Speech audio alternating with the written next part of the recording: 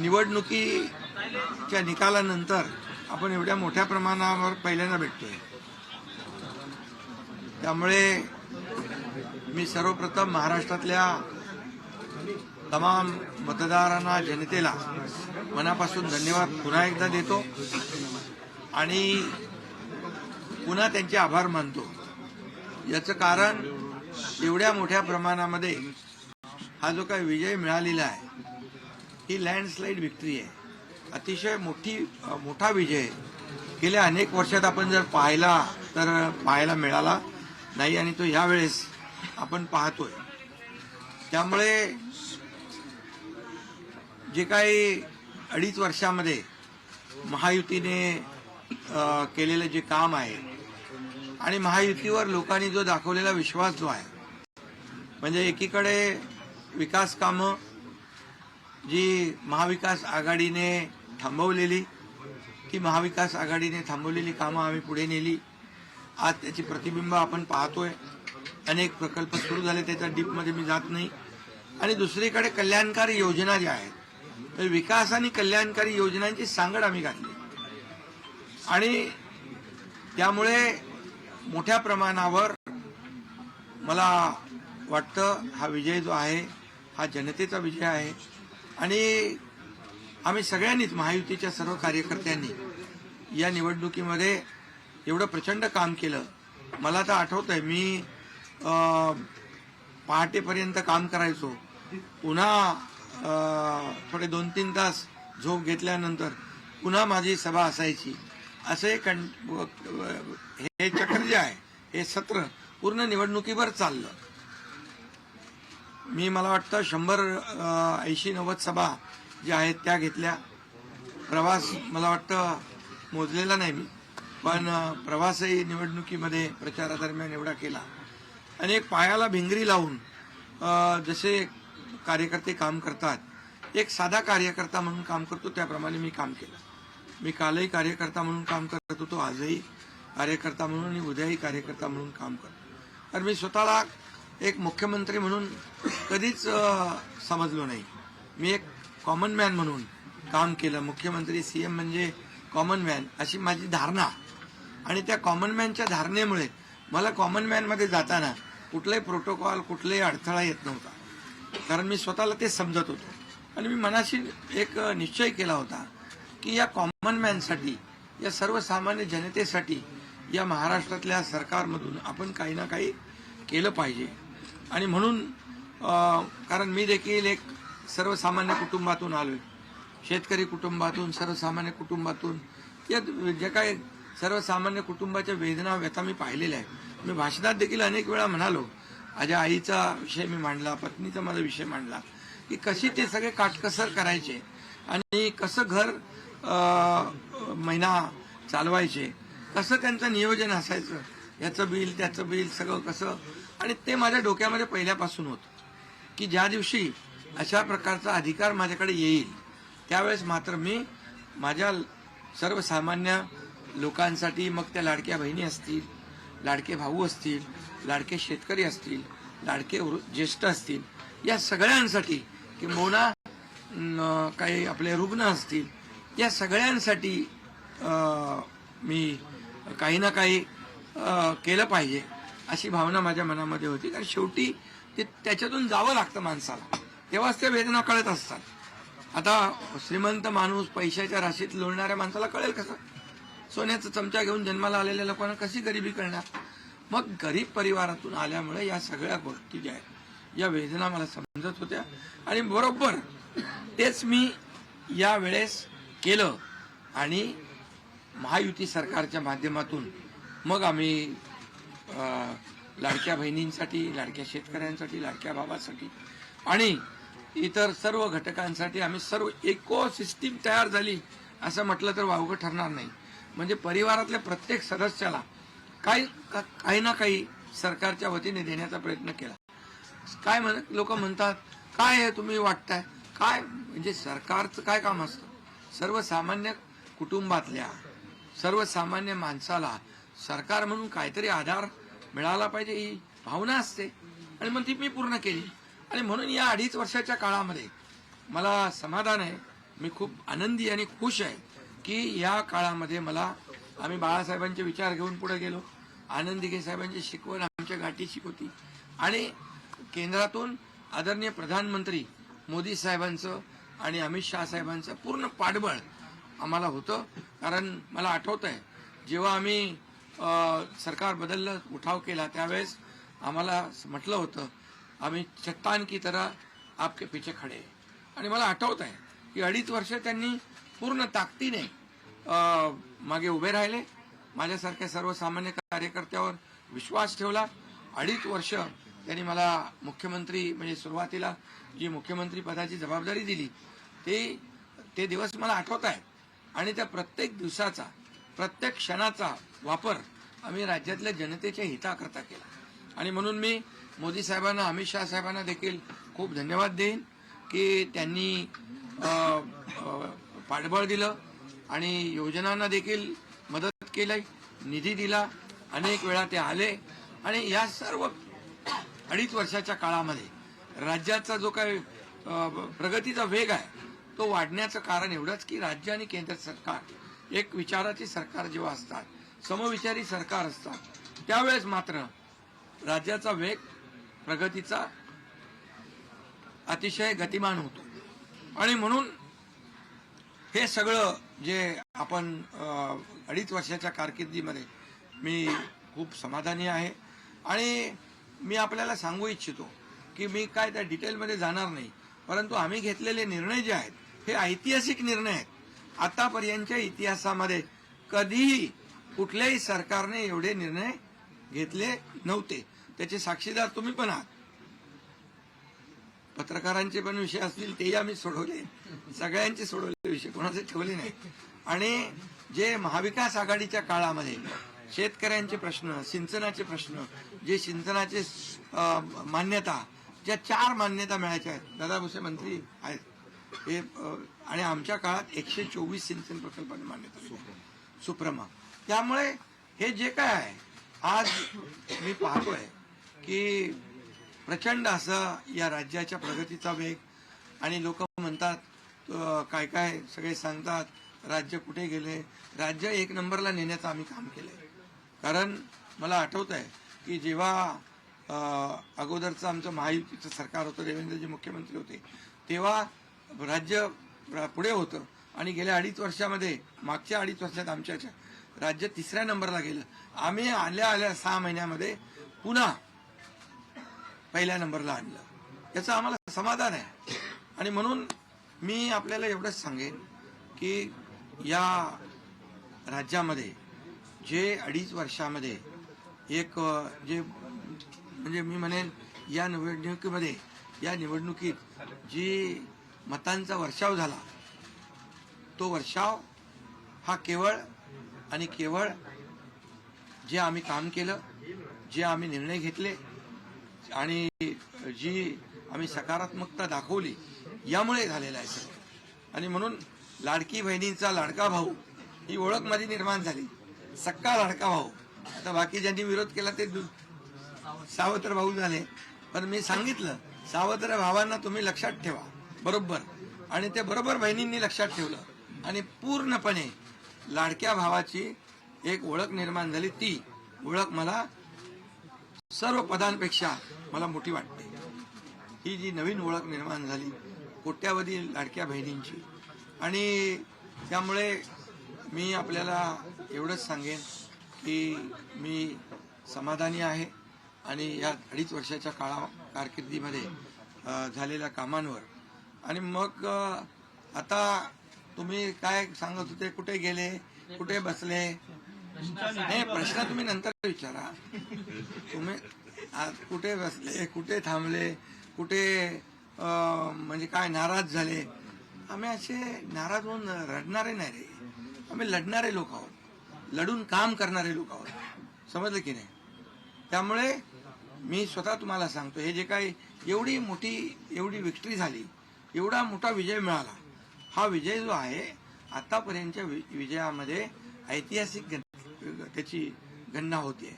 आणि याच्यामध्ये ऐतिहासिक गणना होण्याचं कारण एवढं की जीव तोडून मेहनत केली, जीव तोडून निर्णय घेतले आणि जीव तोडून लोकांमध्ये आम्ही गेलो, घरी बसलो नाही, लोकांमध्ये जाणारं हे सरकार आहे. मी असेन, दोन्ही उपमुख्यमंत्री असतील, आम्ही जे काय केलं काम, ते काम केलं, मनापासून केलं. आणि मी सांगतो तुम्हाला, माझ्या शरीरात रक्ताचा शेवटचा थेंब असेपर्यंत मी जे काम करेन ते या महाराष्ट्रातल्या जनतेसाठीच करेन. आणि दुसरी गोष्ट, या ठिकाणी मला काय मिळालं यापेक्षा महाराष्ट्रातल्या जनतेला काय मिळालं, महाराष्ट्रातल्या जनतेच्या जीवनामध्ये काय सुख मिळालं, काय आम्ही आज देऊ शकलो आनंद, हा आमचा उद्देश होता. आणि आज मला आनंद आहे, लाडक्या बहिणी, लाडके भाऊ लागले अप्रेंटिसशिपमध्ये, 6,000, 8,000, 10,000 रुपये त्यांना महिन्याला मिळायला लागले, वयोश्री योजनेतून मिळायला लागले, सगळ्या योजना आहेत.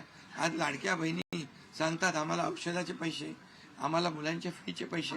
काही लोकांनी तर छोटा मोठा व्यवसाय केलाय चालू, आणि हे पैसे पुन्हा मार्केटमध्ये अर्थव्यवस्थेला चालना देण्यासाठी येत आहेत. आणि म्हणून गेल्या 2.5 वर्षामध्ये मी सांगतो की जे प्रेम मिळालं जनतेचं, आणि एक आपल्यातला, त्यांना वाटतं आपल्यातला मुख्यमंत्री आहे, हा आपल्या घरातला परिवारातला मुख्यमंत्री आहे.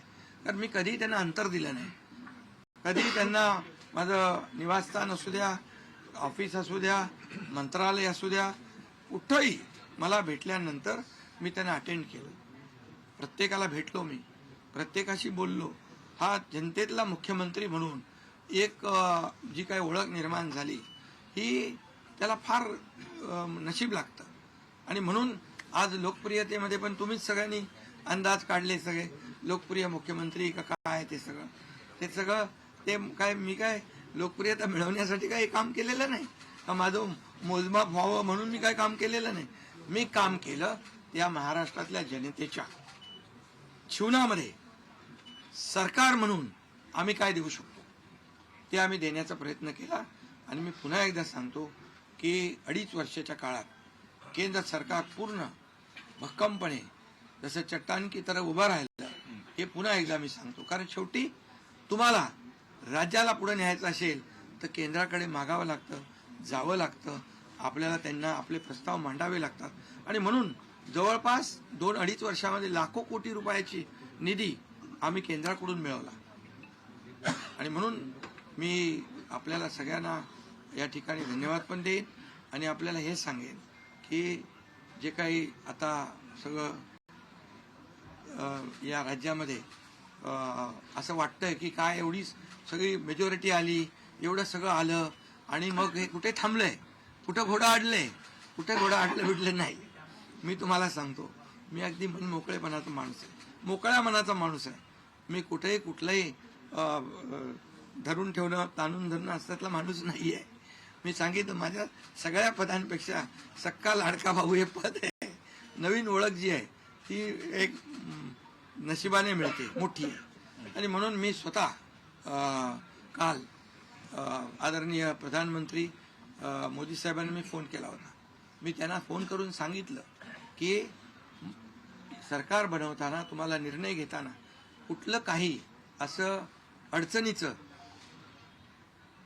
आहे किंवा अडचण आहे माझ्यामुळे किंवा आणखी कुणामुळे, हे कधी मनात आणू नका.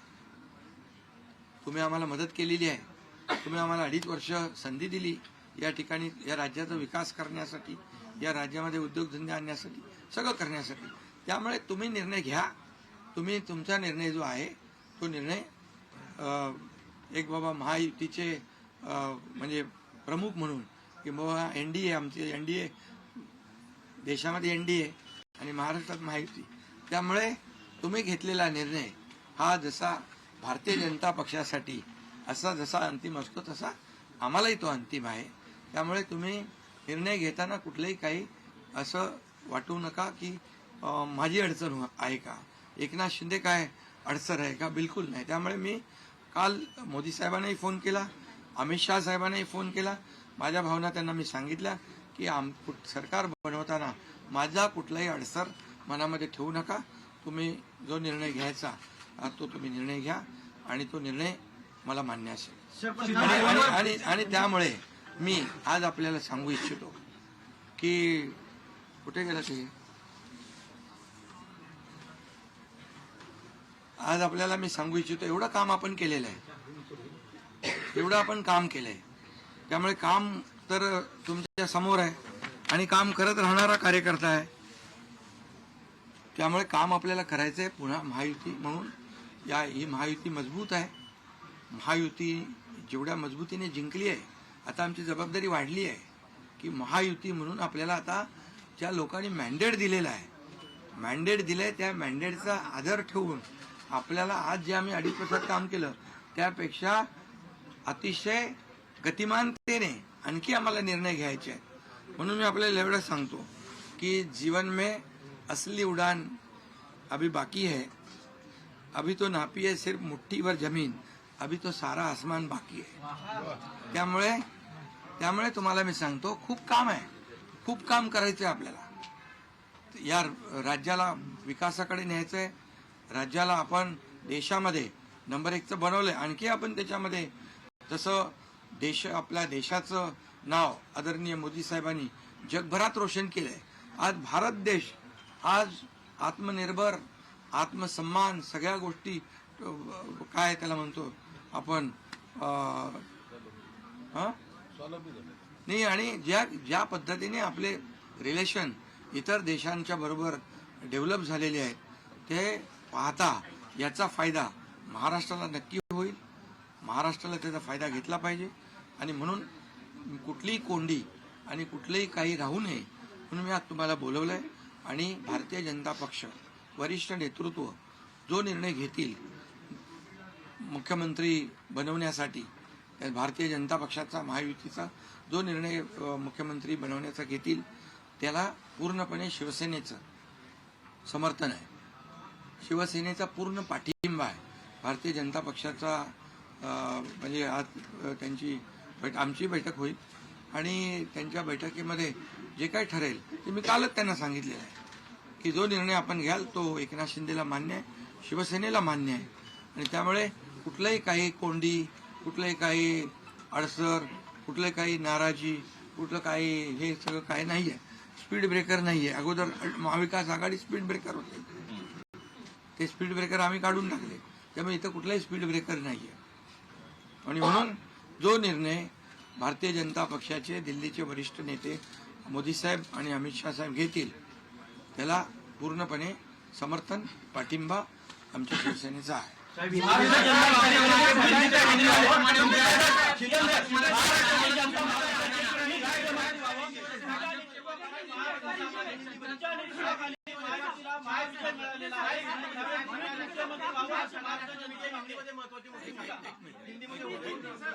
अगला कदम आपका पहले मैं सभी पत्रकारों का स्वागत करता हूं. आज हमारे राज्य में जो महायुति को जीत हासिल हुई है, इसलिए पहले तो मैं सभी मतदाताओं को बहुत बहुत धन्यवाद देता हूं, उनका आभार व्यक्त करता हूं. हमारे लाडली बहना, लाडले भाई, लाडले किसान, लाडले सब जो भी है, सभी लोगों ने हमें पूरा सपोर्ट किया है. और ये लैंडस्लाइड विक्ट्री है, ये अभूतपूर्व ऐसी विक्ट्री है. पिछले कई सालों में हम देखेंगे तो कभी भी ऐसी जीत दिखाई नहीं पड़ी है और ना मिली है. और इसलिए मैं महायुति के हमारे सभी लोगों को धन्यवाद तो दूंगा ही और मतदाताओं को धन्यवाद देता हूं. इसमें हमारे जो 2.5 साल में हमें काम करने का मौका मिला मुख्यमंत्री की हैसियत से, जो सपना बाला साहब ठाकरे जी का था आम शिव सैनिक को मुख्यमंत्री बनाना, वो मुख्यमंत्री बनाने का सपना मोदी जी और अमित भाई ने पूरा किया. और निश्चित रूप से पूरे पहाड़ की तरह वो मेरे पीछे खड़े रहे. इसका मुझे गर्व है, अभिमान है. और उन्होंने जो सपोर्ट किया पिछले 2.5 साल में सरकार को आगे बढ़ाने में, फंड्स के प्रोविजन में, सब जो हर क्षेत्र के विकास के लिए उन्होंने पूरी तरह योगदान दिया है. इसलिए मैं उन दोनों का बहुत बहुत काफ़ी आभारी हूँ. और हमारी सरकार हमारे बाला साहब ठाकरे जी के विचारों पे चलती है. आनंद दिघे साहब हमारे गुरु है. और निश्चित रूप से ऐसी सरकार जो है आम जनता की सरकार है, सर्वसामान्य मानुष की सरकार है, एक कॉमन मैन की सरकार है. मैं मुख्यमंत्री खुद को नहीं समझता था, मैं सीएम मीन्स कॉमन मैन. एक कॉमन मैन काम करता है कॉमन मैन के लिए. तो इसलिए मैं खुद को एक कार्यकर्ता के रूप में काम किया 2.5 साल में, और 2.5 साल में इतना काम किया है, इतना काम किया है कि जो महाविकास आघाड़ी ने बंद पाड़े जो प्रकल्प थे, जो रुकाए, जो बंद किए हुए प्रकल्प, उसको हमने शुरू किया। एक तरफ विकास किया, दूसरी तरफ कल्याणकारी योजना है, जैसे लाडली बहना योजना है, लाडला भाई है, कई योजना है। और ये आम जनता के जीवन में जो बदलाव लाने की कोशिश हमने, क्योंकि मैं जानता हूँ गरीबी क्या है, मैं भी किसान का बेटा हूँ, किसान परिवार से आया हूँ, इसको उसका अनुभव होना चाहिए, उसकी गरीबी क्या होती है उसकी जानकारी होनी चाहिए। और इसीलिए मैंने आते पहले ही जब मैंने सोचा कि हमारी सरकार आएगी और आम जनता को उसके जीवन में बदलाव लाएगी, इसलिए हमने लाडली बहन योजना शुरू की। हमारे सभी साथियों, दोनों डीसीएम, सभी लोगों ने इसमें योगदान दिया और इतने बड़े पैमाने पे 2.5 करोड़ लाडली बहना योजना उनको, जो विपक्ष लोगों ने बहुत विरोध किया, कोर्ट में गए, लेकिन हमने वो शुरू रखी। एक विश्वास पैदा हो गया हमारे सभी किसानों में, लाडली बहनाओं में, लाडले भाइयों में, सभी में, और इसलिए ये बहुत बड़ी जीत मिली है। और ये ऐसी जीत मैं चाहता हूँ कि अभी हमारी जिम्मेदारी बढ़ गई है, अभी हमारी जिम्मेदारी और बढ़ गई है, और इसलिए मैं ये कहूँगा कि 2.5 साल का जो कार्यकाल है, कम समय 2.5 साल का है, लेकिन काम हम मेरे ख्याल से 10 साल का काम किया है। इतनी योजनाएं, इतने सब स्कीम्स है, इतने प्रकल्प है, इतने आगे बढ़ाने का काम किया है। दिन रात मेहनत करके हमने किया है, दिन रात। पूरे इलेक्शन में तो छोड़ो, लेकिन जब से हम सरकार में बैठ गए, मुख्यमंत्री के जिम्मेदारी मुझे मिली, तब से मुझे लगता नहीं कि मैं एक भी दिन छुट्टी ली। यहाँ भी गया, वहाँ काम किया, और इसलिए ये सभी लोगों ने मेहनत कर इतना बड़ा काम करने के बाद इतनी बड़ी जीत हासिल हुई है, और इसमें केंद्र सरकार का बहुत बड़ा योगदान रहा है। All right, ladies and gentlemen, that's the outgoing Maharashtra CM Eknath Shinde in a strong messaging, saying in that PC that he will be not a roadblock for government formation from his end, and that he will abide by any of the decision which the BJP takes, that is Prime Minister Modi and Amit Shah take. In fact, he also stated that Prime Minister Modi and Amit Shah have supported the government in terms of deploying funds and have stood like a rock. So strong words coming out of Eknath Shinde in that PC just ahead of the final decision on who's going to be the Chief Minister of Maharashtra. Now that suspense seems to be ending anytime soon. And to discuss that further on government formation in the state, now we have Aditi Fadnis, Consulting Editor, Business Standard, and Mr. Rashid Kidwai, the Visiting Fellow of Observer Research Foundation. Thank you very much, Aditi and Mr. Kidwai, for joining us right here on ET. Now let me come to you first, Mr. Kidwai. So how amicable do you think this would have been? Safe to say that all is well within the alliance, given the kind of comments that are coming in from Mr. Shinde?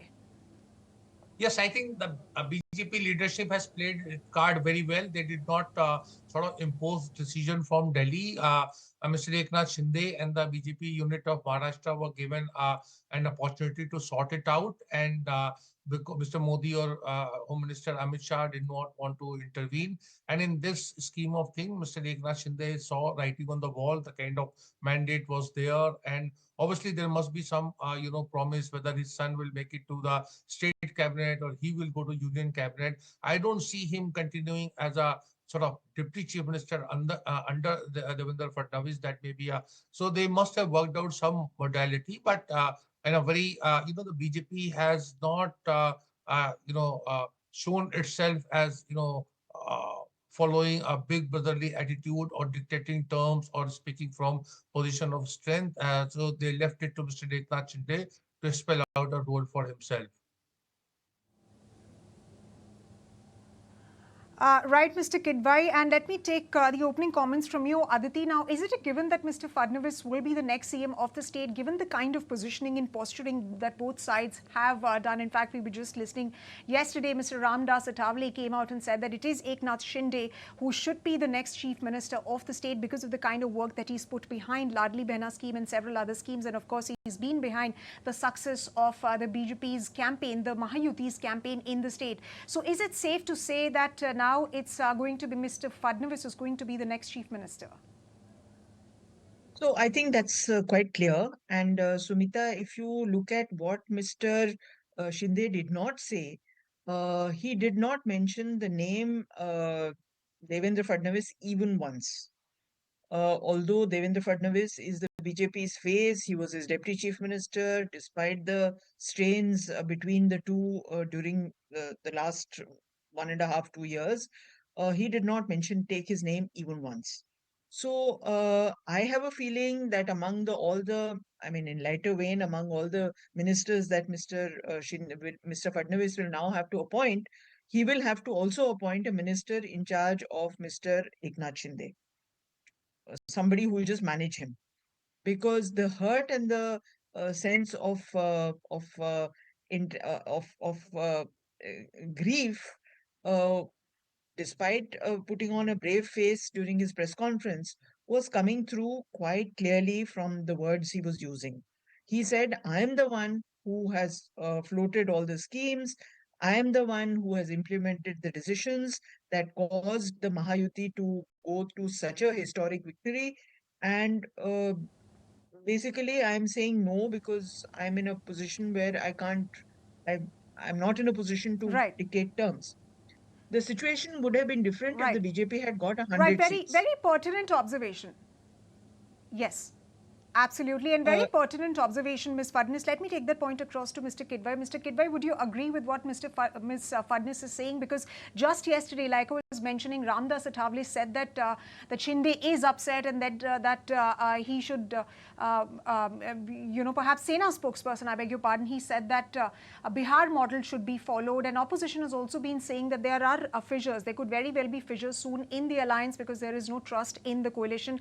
And right now, of course, Ms. Fadnis also pointing out the fact that he's not taken the name of Devendra Fadnavis not even once. Do you see tensions in the alliance on that front, and how do you think the BJP is going to assuage Mr. Shinde? Yes, so as Aditi was saying, you see, I don't see Mr. Shinde in a cabinet. If his son comes in the state cabinet, that will be acceptable to Mr. Shinde. But whether the BJP would want this kind of family rule or family legacy to be there, that's a point to be noted. Actually, there was very little maneuvering that Shiv Sena Shinde could do because the mandate was so overwhelming, so much in favor of the BJP. Look at the strike rate of near 88, 89%. The fact that Ajit Pawar group of NCP had also thrown its lot with the BJP, so they clearly both of them were put together. They were much more than a simple majority. So Mr. Shinde could not have, even if there was no other course of action that was available.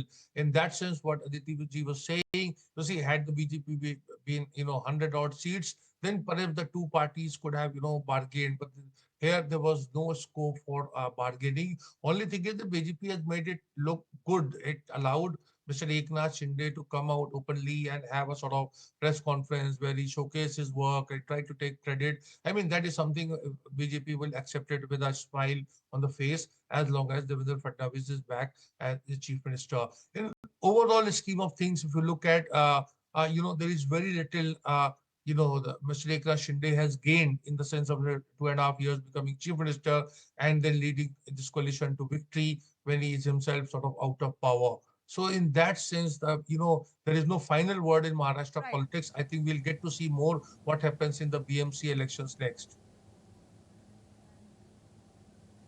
Absolutely. And Aditi, what's your take on the fact that, Shinde has thanked Modi and Shah for making a Shiv Sainik the chief minister? Should this victory now be seen as a victory of the BJP high command or Shinde's? What do you make of the positioning that's going out?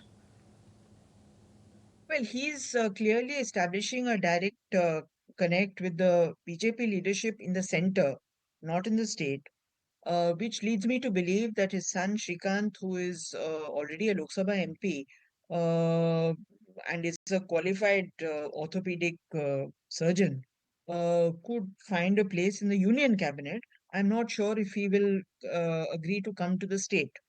The question is that Shinde is quite upset. It's very clear from his body language, from his the words that he's choosing, and relations between him and Fadnavis have not always been very good, partly because of caste, partly because of other reasons. Shinde had established a direct line with Mr. Jarange Patil, who was leading the Maratha agitation for reservation. And if it had been Fadnavis, I don't think Jarange Patil would have given up so easily as he did finally.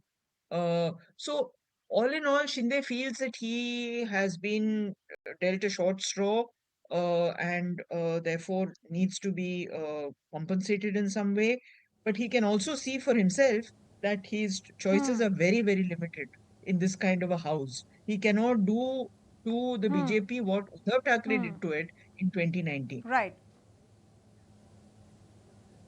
Right, right. Mr. Kidwai, do you agree with what Aditi is stating? Does Shinde have any bargaining chips for any heavyweight portfolios to come in, given the fact that it's been the BJP which has gotten a majority chunk of the votes in the alliance? Yeah, no, I think Mr. Eknath Shinde, the BJP leadership, or for the Mr. Devendra Fadnavis or whoever becomes a new chief minister of Maharashtra, would not like to have Mr. Eknath Shinde within the municipal limits of Mumbai, because as long as he's there, he's disgruntled, he's unhappy, and he knows people from the bureaucracy to the political activists. So he has to be rehabilitated in the union cabinet or in any of the Raj Bhavan or somewhere. And remember, BMC elections are there, which are very crucial. So I think the BJP will have to find a via media. Now, in that sense, Mr. Shinde has a bargaining chip. I think his exit from municipal limits of Maharashtra are very much on the cards, and he would have something substantive for himself, not in the context of whether Shiv Sena Shinde gets a a PWD portfolio or a home ministry in the state government. That is inconsequential. They have to take Mr. Shinde out of Mumbai. Otherwise, there's going to be a lot of problem. And me and Aditi ji in our journalistic career have seen this. Those unhappy people, powerful people are sitting in home at home in the sense that out of work and causing a lot of damage, from Charan Singh of 1978 to Babulal Gaur and several others. There n number of examples can be given. It can be very lethal for our coalition. So I think the BJP and that Mahayuti will act very fast and have a role for Mr. Shinde. Whether it's of Mr. liking or not, we do not know. But there is going to be a solution to that. Right. Aditi, let me come to you on that. You mentioned a very important point that, of course, Mr. Shinde's body language did state that he's not very happy, a happy man, given the kind of, posturing that he's made today in that press conference. But now, will Fadnavis becoming CM, will that give ammunition to Uddhav Thackeray to question Shinde's rebellion? And could that really stoke any kind of, rebellion in the alliance? There'll be a certain amount of taunting and a certain amount of, thumb showing. The opposition will tell Shinde that you made a strategically wrong decision. Maybe there'll be repositioning. But frankly, in this kind of house, repositioning of political parties is very difficult to dislodge the BJP. I'm pretty sure that if I were in the new chief minister's place, I would make sure that Mr. Shinde was kept occupied, which means I would declare elections to BMC sooner rather than later, so that you keep him busy with that, and he doesn't have too much time to dwell on all the things that he has given up. Every day there will be reminders for Mr. Shinde. I mean, remember, he got the position quite by accident. It was not, I don't think he ever thought that he would become chief minister of Maharashtra. So every day will bring to him the sense of loss and the sense of disgruntlement as the ceremonials carry on, and he is nowhere in the frame. Okay, Mr. Kidwai, what do you make of that point? I mean, the same question that I was asking to Aditi about, giving Uddhav the ammunition to question Shinde's, perceived rebellion, and perhaps the stability of the coalition could very well be in danger.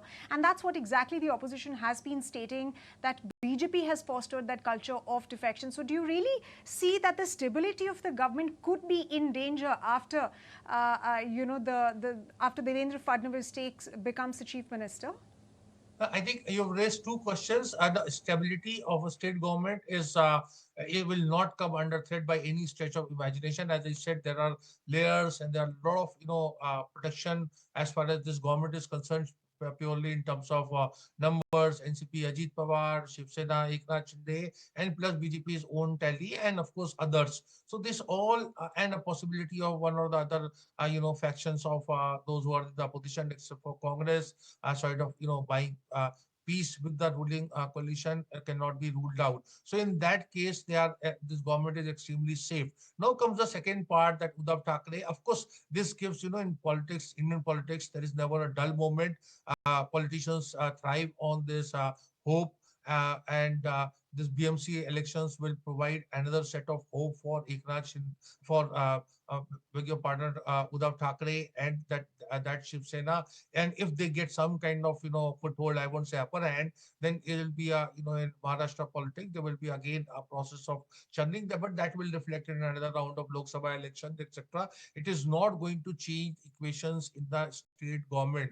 What will happen that in BMC, if Uddhav Thackeray Sena does well, then that will give them a chance to, within the Sena versus Sena kind of contest where Eknath Shinde was seen as a sort of supreme leader. The today's developments have been a bit of a setback. So now whether the two Senas will come together or two Senas will remain where they are, we all need to see that. I think what has happened in today's development is significantly, it will arrest sort of, a large number of exits from Uddhav Thackeray Sena to Eknath Shinde Sena, because Eknath Shinde is no longer chief minister. Had he regained the office of chief minister, you would have seen even some MLAs from Uddhav Thackeray coming this side, and a lot of office bearers. And in terms of election commission would have declared Eknath Shinde as one, which is a legal and a proper, Shiv Sena, which was formed way back in 1960s.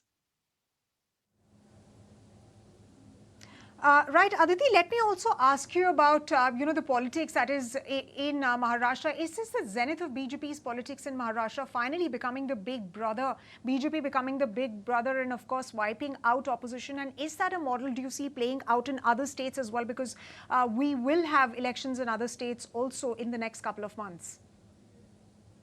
First of all, Maharashtra is sui generis. You cannot draw any comparisons with any other state. Theoretically, in Bihar also, there is a coalition between BJP and JDU, but that's a totally different coalition altogether. Secondly, absolutely, BJP, since the days of Pramod Mahajan, who stitched up the alliance, who was the architect of the alliance between the Shiv Sena and the BJP, after which the BJP, as well as possibly riding on the back of the Shiv Sena or the other way around, established its presence in Maharashtra. Since those days, both were acting as a kind of a brake on each other. The BJP would not allow the Shiv Sena to grow. The Shiv Sena would not allow the BJP to grow, because it happens in a coalition. That phase has ended. I think the BJP is now poised to basically pursue and promote growth of its own party as much as possible, as vigorously as possible, so that it can never be dislodged from Maharashtra. Whether that means at the moment good manners do not permit it to break either Eknath Shinde Shiv Sena or Uddhav Thackeray Shiv Sena, but I don't think that situation that move can be ruled out. All right. Thank you very much, Ms. Fadnis and Mr. Kidwai, for joining us and sharing your thoughts on what this development could really mean for government formation in Maharashtra and, of course, for the overall alliance as well. If you like this video, then like, share and subscribe to ET Now.